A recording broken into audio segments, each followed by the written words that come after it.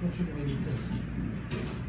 Extract, and then cleaning, and then transformation from the format to another format, and then load.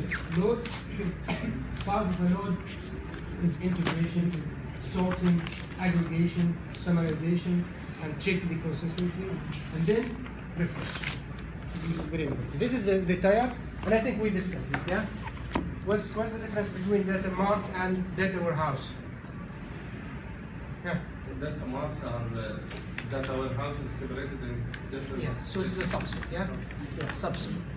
And why? What do you think? What's the benefit of having those, separating those in data marts?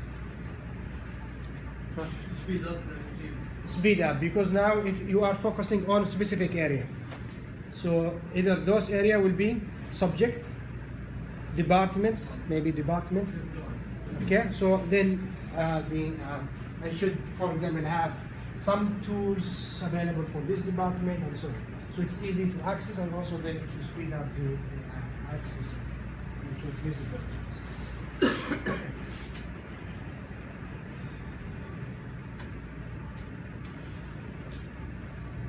So and also we talked about this. ETL, now you know, ETL mainly we are talking about extraction, transformation, and loading. And in between also we have something like cleaning, and we have to check integration process. This is just to make it clear. We talked about metadata. So metadata is just headers about, this one is headers about the data warehouse, in which we have information about the data structure. We have also information about information about the operational metadata, meaning error reports, monitoring items, and so on, logs. And also we have information about the algorithms used to do aggregation, like we are dealing with sum, minimum, maximum. What's the aggregation you did? Is it a sum or count or average, means, and so on. Mapping, and also pointers to the data marts. So for example here, if I have a specific department like marketing department, then here I should have mapping.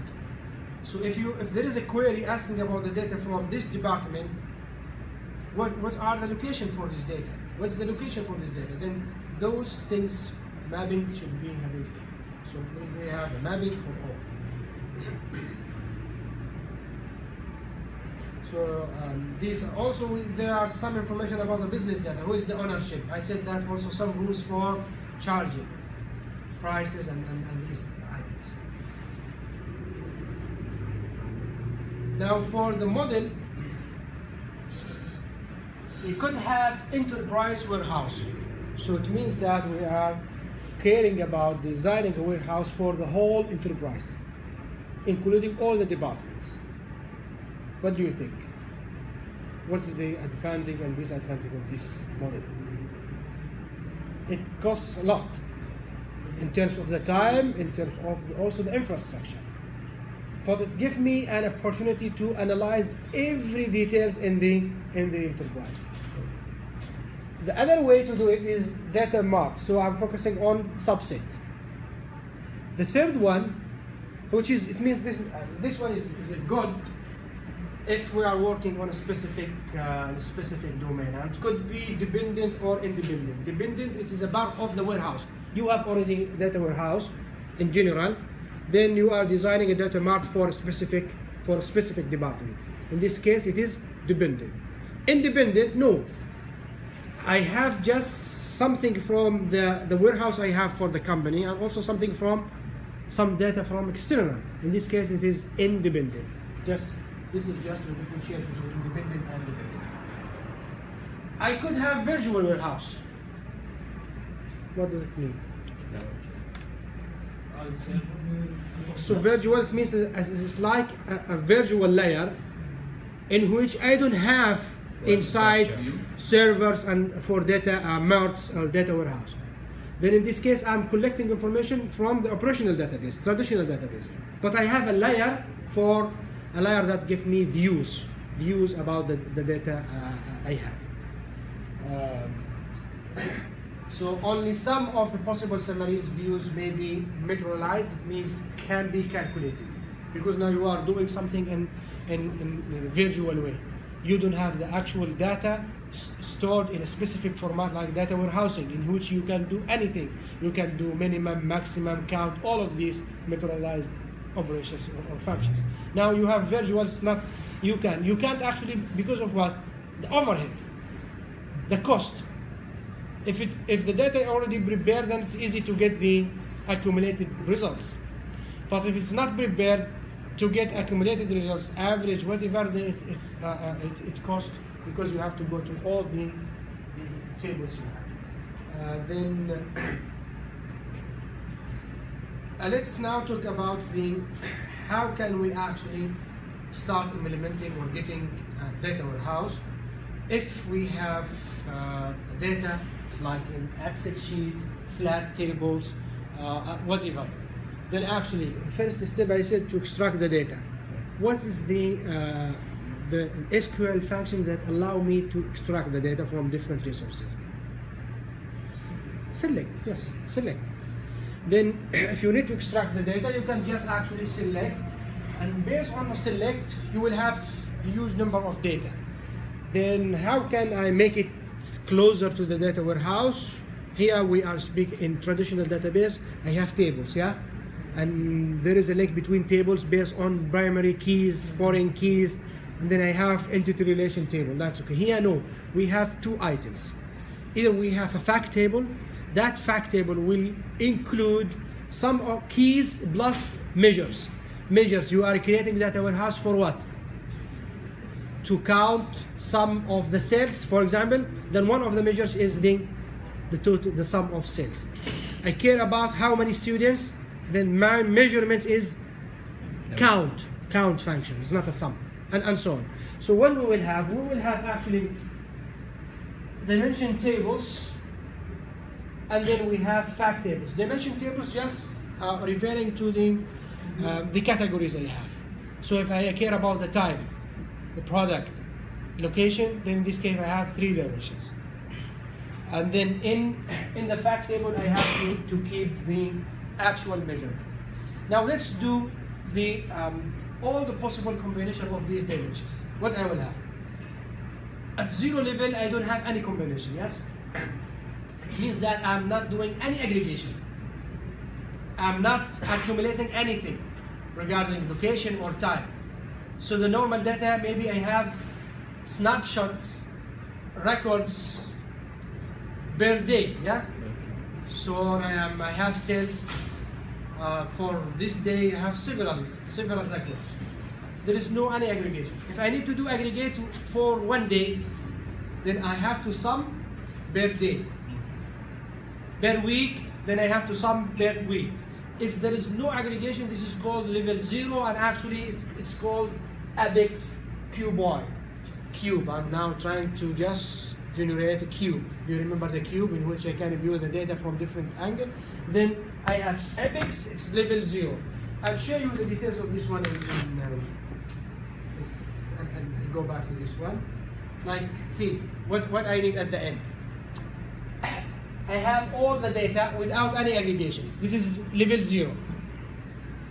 It's called Apex cuboid. Nothing aggregated. Then I can do aggregation just for only one dimension. Either based on the time, group based on the time, or based on item, or I can do also based on the location, or based on, for example, supplier. Here, how many dimensions I have? 4. I mean 4 dimensions, but for every dimension I have a cube. I have a cube. Next level, from 1 day I can generate 2D. So I'm linking, for example, time with item. Time from here, item from here, prepare one cube. And so on. Until the end I have aggregated for 4 dimensions. This is called the 4D in this case, because I'm talking about 4 different dimensions, is the base. The base cuboid. Here is the apex. Okay? Then let's go and see some other real data, like in this one. Now what I'm doing here, what do you think? Is it this table? These are the measurements total of. Is it 2D or 3D or 1D or 0? 2D. It's clear 2D. So if I'm speaking about 0, what I will have in the table? All, yes. I'll have, for example, what's the stamp time, and then I have record number, and I have sales. So many. Then group them based on quarter. For this item, you will have this number, sum, aggregate, sum, and so on. And this is for the time, for specific item, and then I'm grouping based on just only one location. So I care about 2D. If you need 3D, now this is a 3D. I'm repeating this table actually for every location. Now 3D, this is 3D. So time, items, locations. 3D. So I'm repeating this 3 times. If I need to make it 4, like the supplier, then this one, the whole thing, will be repeated for every supplier category. Okay? So when you are moving from a level to another level, you have to repeat. This one, repeated, but actually with different calculations and values. So repeat this. This is just only for one location. Just repeat it for this location, for this location, for four locations. It depends on how many values, how many levels you have within the dimension. Okay. So this is just to do this, and then finally, I have this final answer, and then I can view it, and I'll show you some of the operations that we can use with the cube.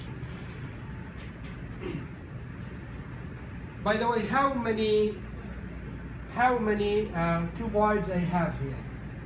I can have here, maximum number. If I'm speaking about every node is like a cube. Yes. This one is a cube. And I have just only one level. So how many cubes I will have? Sorry? So count those, 16. It's not 4. It's 1, 2, 16 cube. I said that for those you will have tables. For those you will have tables repeated 4 times for every this will repeated for the number of suppliers and so on. So how many is like 16? This is actually 2 to the power how many dimensions I have? 2 to the power n. And 2 to the power n will give you 16. This one. I'm speaking about how many levels. And I'll show you an equation that can be used for this one.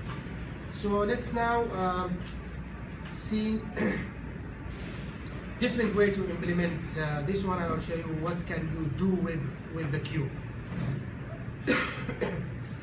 3 models that can be used to implement the data with data warehouse. The common one is called star schema. From the name star schema, at the middle I have a fact table, and then I have dimensions like star. And Snowflake, no, I have a central one, and also at the others also there are some other branches, So I have, and finally I have fact concentration. This is just, it means shuffle. So I don't have just only one point. At the middle I have several fact tables. These are examples about those three things. So here, this is the fact table. The fact table consists of 2 parts. Keys that link this table to the other dimensions. And also I have measures. Measures, I don't care in the fact table, I care about the address, whatever, and those things. I need just values. And those values can be accumulated.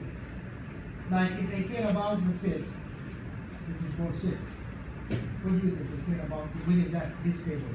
I care about the supplier. I care about the total sales. Total sales should be dollars sold in terms of the money. I may care about how many units sold. Yeah, it's good to have this as a number. This is a measurement. I may care about average unit sales. I may care about the maximum. Count. I care about count, minimum. all of these called measures. Okay, so put those measures here. Remember I said see in here in this example. See from where I get those values. Combining. Actually, those values coming from these measures. Okay, but now based on the aggregation, you will have so many values here. You can aggregate based on item key, then I will have item Q. You can make it based on item key and time key. That's okay. You have 2 dimensions, and I'm sorry. So those are the possible values of the dimensions. So for sure I have here like key. This is like a foreign key now, yes? Yeah. And this is primary key for type of time, and these are all the possible. This is called step. I can have a snowflake. So what's the difference between the previous one? Still I have a central fact table. But here, those dimensions have also a link to another dimension. So item, and I'm adding a link to the supplier. And you may have, for example, a location. In the previous example, within the location I have all the possible level of hierarchy. I mean city, region, country, all of these in one table. Now I'm doing just city, and the city has another categories, which is max and city, and then state, and then country, and the rest street, in the location. So different. The third one is, see here, what's the difference? We have 2 facts table.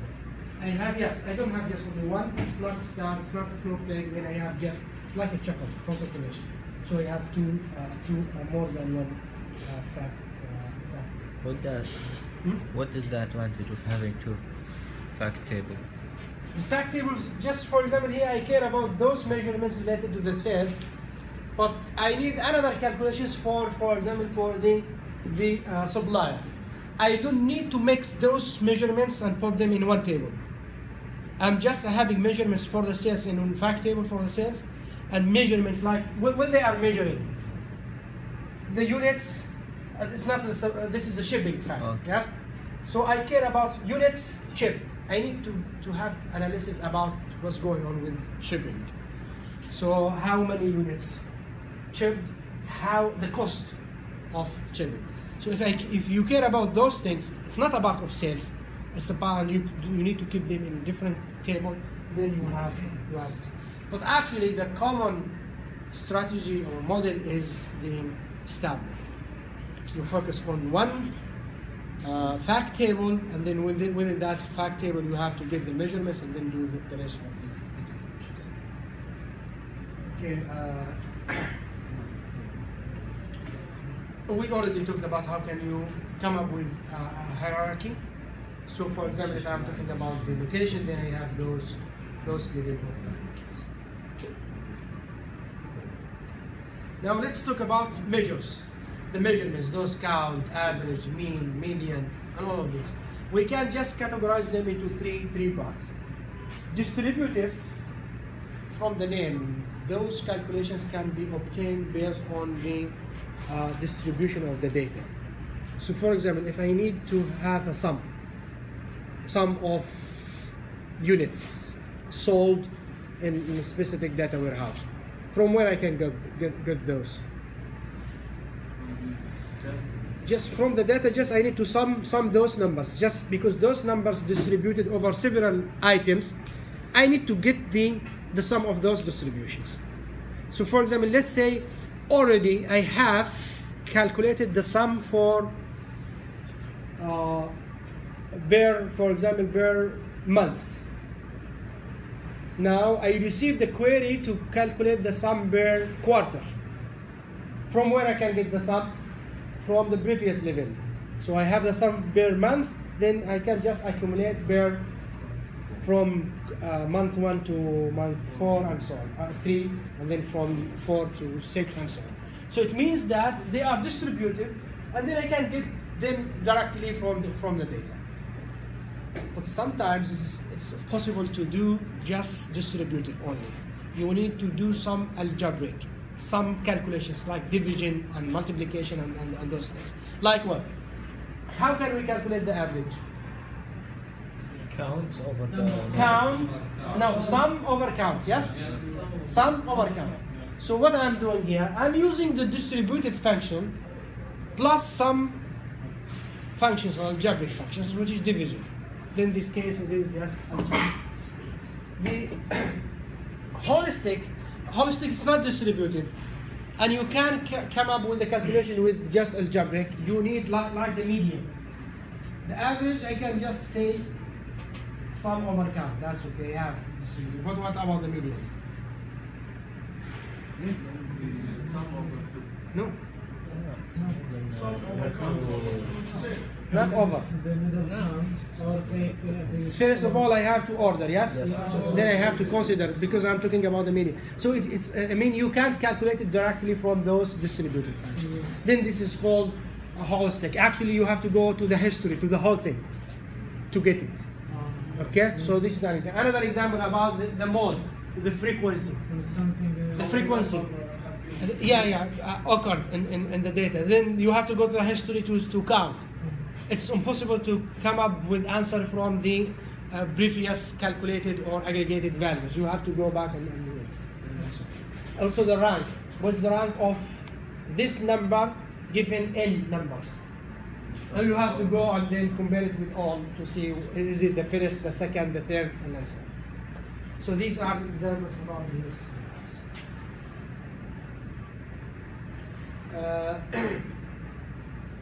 Multi-dimension with 3 dimensions, you can see those dimensions. Then, for example, for month, this is a part of time. This is a part of industry, and region is a part of, which is the top one. You can have office, you can have city, you can have country, and so on. Just this is a view about the cube, data cube. See, for example, here I'm doing accumulative. I'm doing distributive function. Yes. So this will give me the sum of sales for one product, which is a TV. In which location? USA. This one for Canada. This one for Mexico, and so on. This is the sum of all